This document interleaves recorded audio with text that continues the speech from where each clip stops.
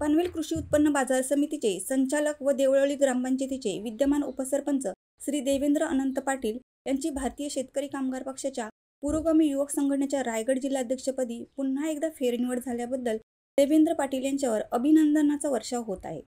अलिबाग येथील शेतकरी भवनात शुक्रवारी संपन्न झालेल्या चिटणीस मंडळाच्या बैठकीत त्यांना नियुक्तीपत्र देण्यात आले। समाजाच्या प्रत्येक घटकाला न्याय मिळवून देण्यासाठी त्यांचा नेहमीच पुढाकार असतो। शेका पक्षाचा एकनिष्ठ व निष्ठावंत युवा तरुण म्हणून त्यांच्याकडे पाहिले जाते। देवेंद्र पाटील यांची कार्याची दखल घेत पुन्हा पक्षश्रेष्ठींनी त्यांच्यावर शेतकरी कामगार पक्षाच्या पुरोगामी युवक संघटनेच्या जिल्हाध्यक्षपदी पुन्हा फेरनिवड करत जिल्हाध्यक्षपदाची जबाबदारी सोपवली आहे।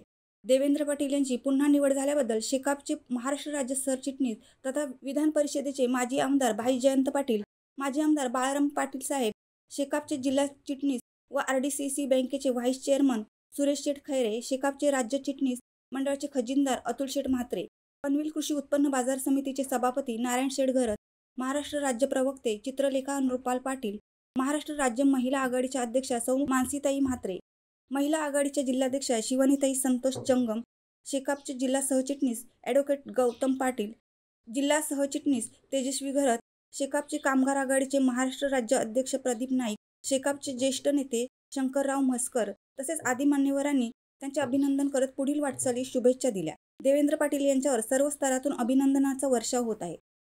शिवसत्ता टाइम्ससाठी आनंद पवार, पनवेल।